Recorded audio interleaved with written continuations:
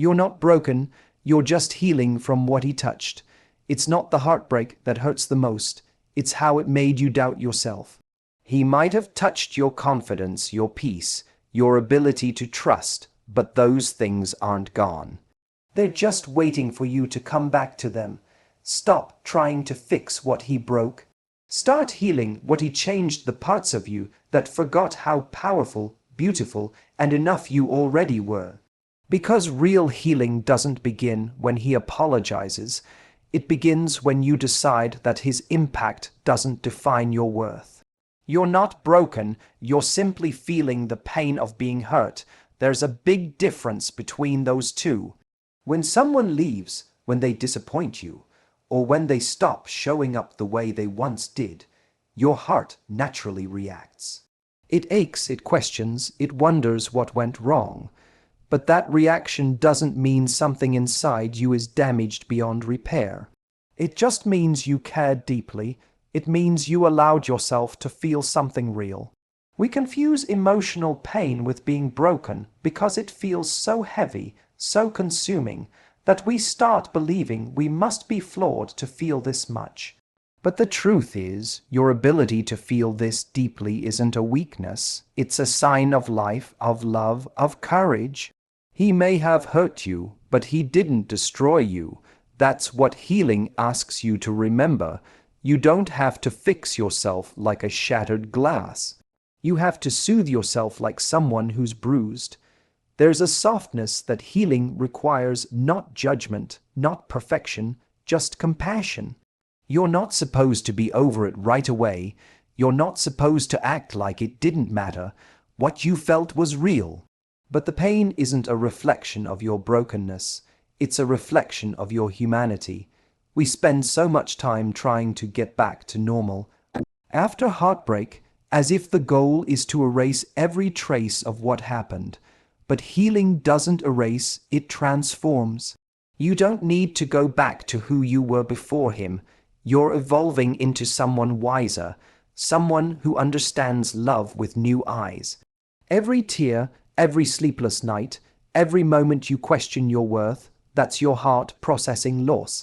That's not weakness, that's strength in motion. You see, when we tell ourselves, I'm broken, we hand our power away. We make ourselves victims of someone else's choices. But when you start saying, I'm healing, something shifts. Healing means you're taking ownership. It means you're not waiting for him to come back and make it right. You're doing the work to make yourself whole again. The pain becomes less about what he did and more about what you're learning. You begin to understand that your emotional reactions aren't a sign of defeat.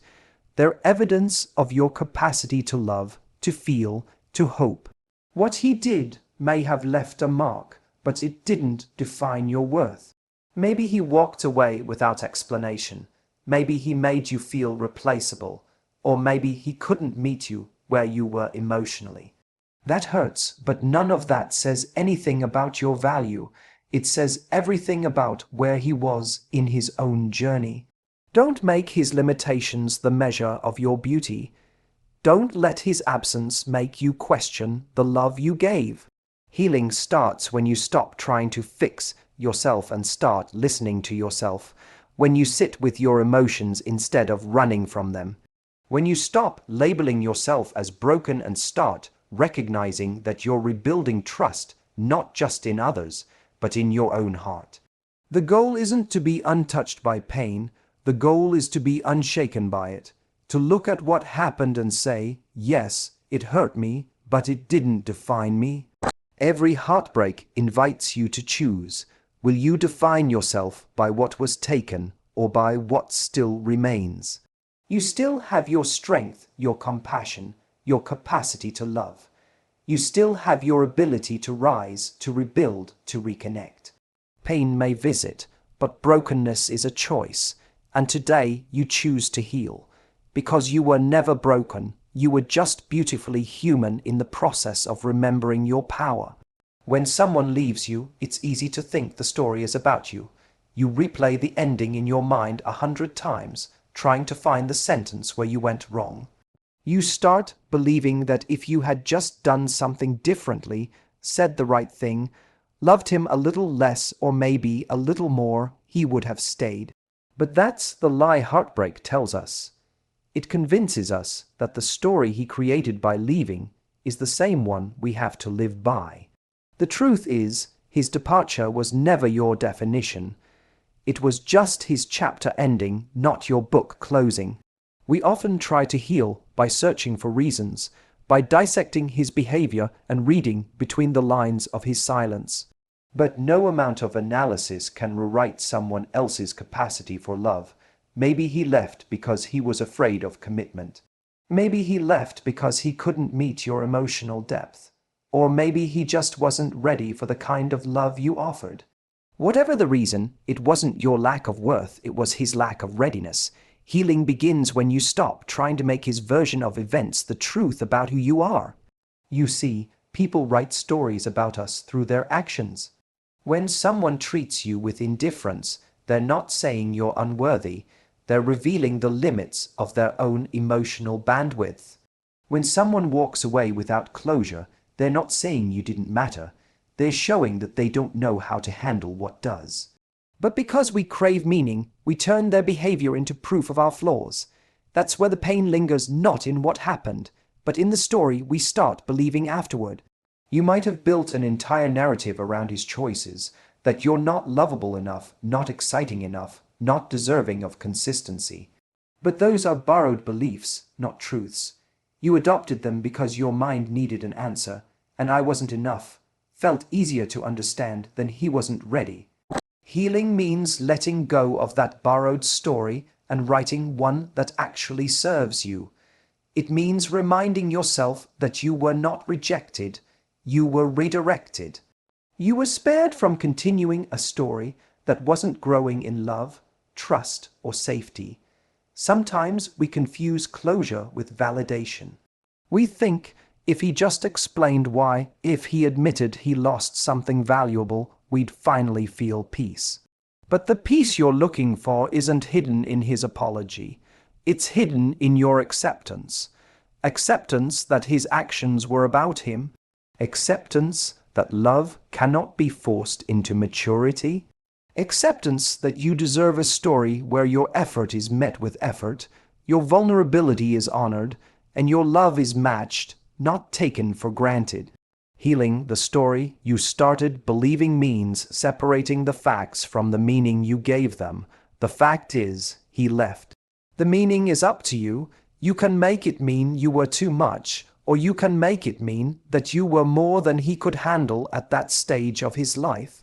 You can make it mean you were difficult, or you can make it mean you refused to shrink for someone who couldn't expand with you. You are the author now, and you get to decide how the story continues. What if this wasn't rejection but redirection? What if this was life clearing space for someone who can meet you fully, not halfway? You are not healing from the loss of a man, you're healing from the loss of a story that made you question yourself. The day you stop trying to fix the narrative he wrote is the day you start writing your truth, the one where you were always enough, even when he couldn't see it. Because your worth was never in how he saw you, it's in how you choose to see yourself now. He may have touched your heart, but what he really affected were the parts of you that forgot their power. That's the thing about certain people, they don't always break us in obvious ways. Sometimes they just touch a place inside us that was already tender and make us forget how strong we actually are. Maybe he touched your confidence by making you second, guess yourself. Maybe he touched your trust by giving you half-hearted love and calling it effort. Maybe he touched your peace by making you feel like you always had to earn his attention. But whatever he touched, that's exactly where your healing begins.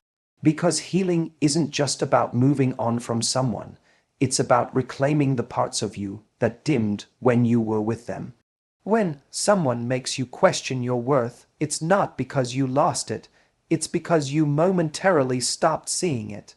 He didn't take your value from you. He only distracted you from it. And that's what you have to heal, not the love you lost, but the connection to yourself that got blurry in the process. You start healing the moment you stop saying, "He changed me," and start saying, "He showed me what I need to protect." Because the truth is, he didn't take your strength, your love, or your light. He just reminded you that they require boundaries. Think about it. Before him, those parts of you were alive. Your laughter came easily. Your confidence wasn't built on validation. Your energy wasn't spent trying to decode mixed signals or fill emotional gaps.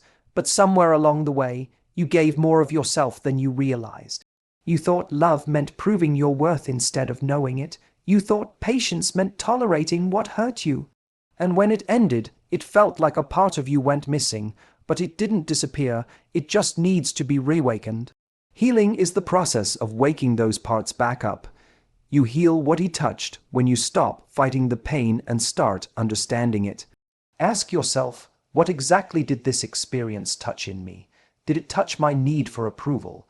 Did it touch my fear of being abandoned? Did it touch the part of me that believes I have to earn love to deserve it?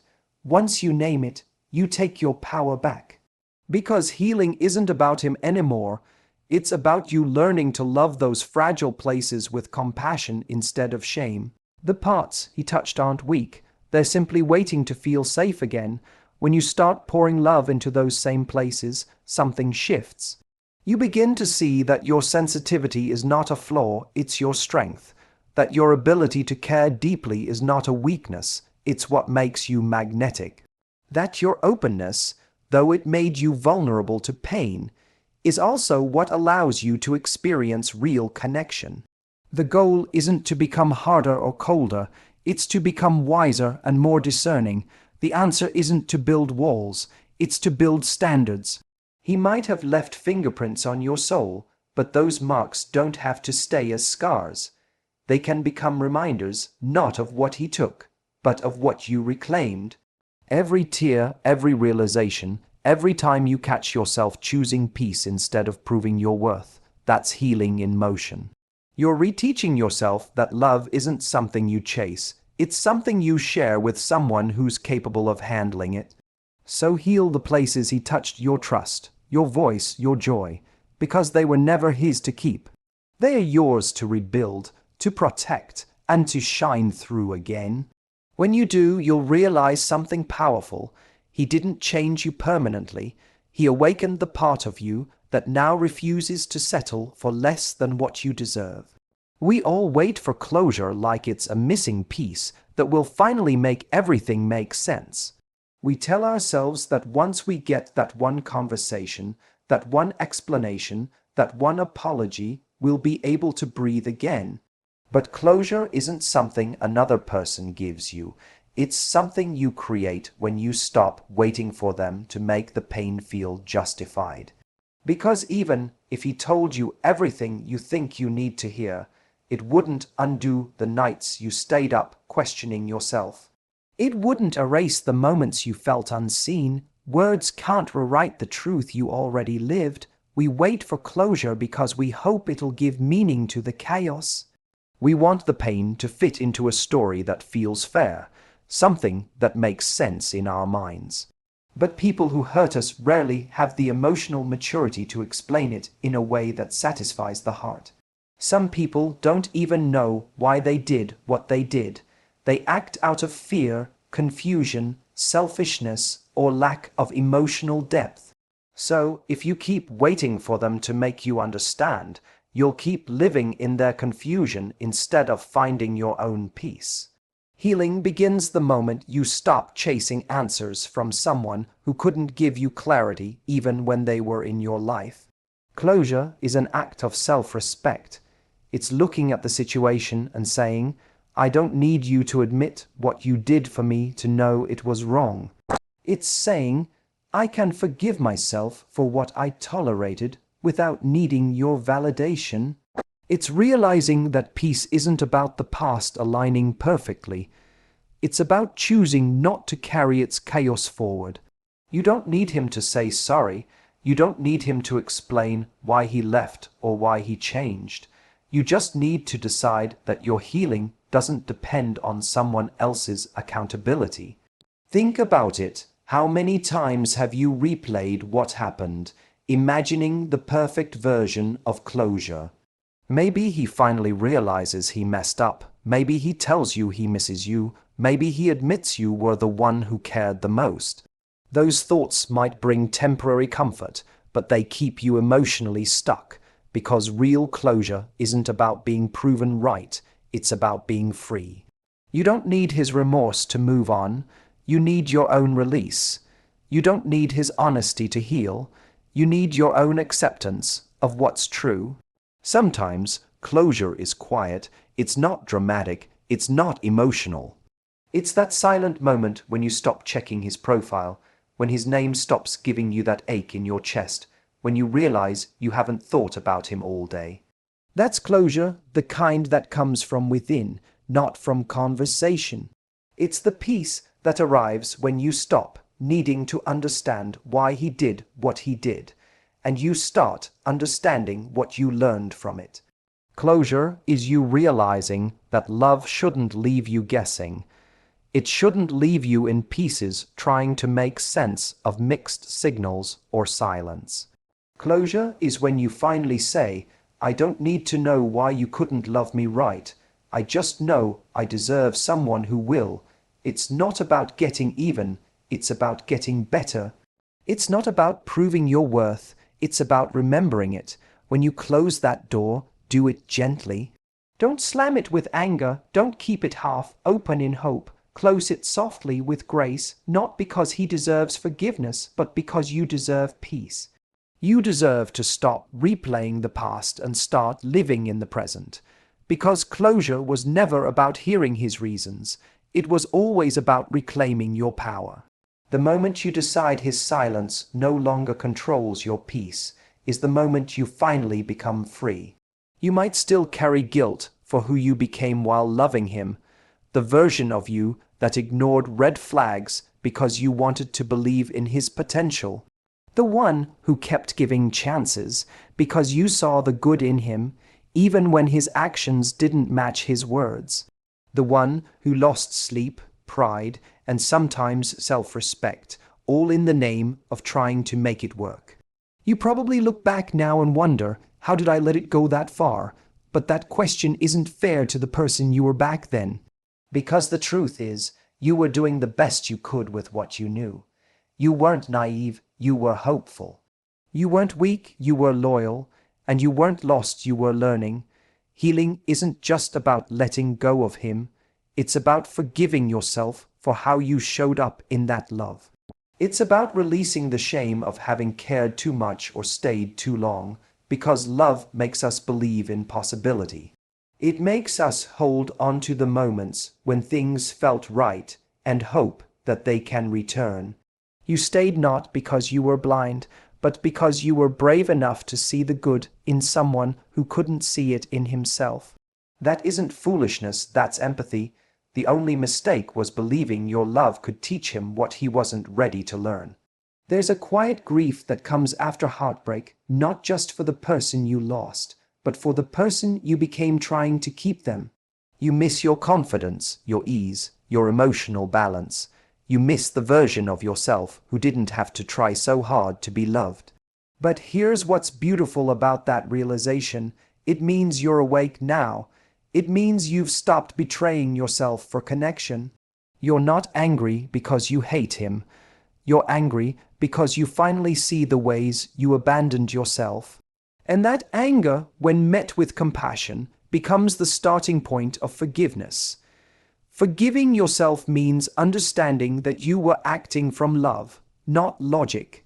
It means recognizing that the traits that led you to stay, your patience, your tenderness, your commitment, are not flaws. They're gifts, they just weren't given to the right person. You don't need to erase those parts of you. You just need to learn where to place them. The lesson isn't to love less next time, it's to love smarter, to give with boundaries, to stay with awareness. To trust your intuition when something feels off, instead of explaining it away in the name of hope. It's easy to judge yourself in hindsight, to think, I should have known better. But the version of you that loved him didn't have the information you have now. She hadn't yet experienced the pain that taught you self-respect. She hadn't yet learned that love without reciprocity isn't devotion, it's depletion. So instead of blaming her, thank her. She's the reason you now have wisdom. She's the reason you understand what you deserve. Without her mistakes, you wouldn't have your clarity. Self-forgiveness is the most radical form of healing because it allows you to release the weight of shame. Shame keeps you tied to the past. Forgiveness lets you move forward with self-compassion. You can't heal if you're still punishing yourself for loving. You can only heal when you decide to honor the version of you who tried. She was doing her best to love in a world that often teaches women to equate love with endurance. So forgive yourself for every moment you settled, every time you ignored your intuition, every time you thought he would change. You weren't weak for hoping, you were human for believing, and now you know better. Healing doesn't mean resenting that past version of you. It means integrating her, comforting her, and promising her that you'll never abandon her again for anyone. Because the moment you forgive yourself is the moment you stop being the person who loved him and start becoming the person who finally loves you. Before him, there was a version of you that didn't question your worth. You laughed louder, dreamed bigger, trusted easier. You believed in love without fear of losing yourself in it.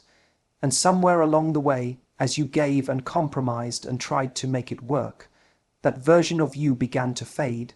Not because you weren't strong, but because love, when it's unbalanced, can slowly make you forget who you were before it all began. Healing, then, isn't about getting over him. It's about remembering who you were before he made you forget. It's strange how love can be both the most beautiful and the most disorienting experience at once. You meet someone, and they become the center of your emotional world. You start making space for them in your plans, your thoughts, your routines. You begin to orbit around their needs, their moods, their attention. And little by little, your own center shifts. You stop doing the things that made you feel alive because you're too busy keeping the relationship alive. You stop asking yourself what you want because you're focused on what you can do to make it work. That's how people lose themselves, not all at once, but in quiet, gradual sacrifices that feel like love in the moment. But love that costs you your identity is too expensive. When it ends, you don't just lose the relationship, you lose the version of yourself that got buried inside it. You miss the spark you used to have, the ease, the confidence, the self-trust. And that's the real heartbreak, realizing that you drifted so far away from yourself, trying to be enough for someone else. The healing, then, is a journey back home to you. Coming home to yourself means remembering what used to make you feel full before you ever met him. It's about reconnecting with your passions, your peace, your power, the hobbies you stopped doing because they didn't fit into the relationship, the friends you distanced yourself from because you were always waiting for his time, the dreams you placed on hold because you thought love required shrinking. Healing is reigniting all of that piece by piece, day by day. It's finding joy in small moments again, not because someone gives it to you, but because you realize you were always capable of creating it. It's easy to look back and think he took something from you, but what really happened is that you gave parts of yourself away without realizing it. And the beautiful thing about giving is that you can also reclaim. You can reclaim your softness without it meaning weakness. You can reclaim your trust without it meaning naivety. You can reclaim your love without it needing to be earned. You don't have to harden to heal, you just have to remember, because the person you were before him isn't gone, she's just waiting for you to call her back. Healing is remembering that your worth was never dependent on how well someone loved you. It was never up for negotiation. It existed long before he noticed you, and it still exists long after he's gone. When you remember who you were before him, you stop trying to be the woman he couldn't see, and you start being the woman who finally sees herself. That's when everything changes. your energy, your standards, your peace. The real power of healing isn't in forgetting him, it's in realizing you don't need to. Because when you truly come home to yourself, he becomes just another lesson, not a wound. You stop defining yourself by who left and start defining yourself by who you became after they did. That's the beauty of healing. You don't return to the old you. You evolve into a wiser, stronger, more grounded version who finally remembers what she was always meant to be. Healing isn't about fixing what someone broke. It's about reclaiming what they touched. It's about remembering that no one has the power to define your worth unless you hand it to them. The love you gave wasn't wasted. It was a reflection of your heart, your courage, your capacity to care. And now that same heart deserves your own attention. You're not healing to get them back. You're healing to get yourself back. Because the moment you remember who you were before the pain, you realize you never truly lost anything. You were simply being guided back to you.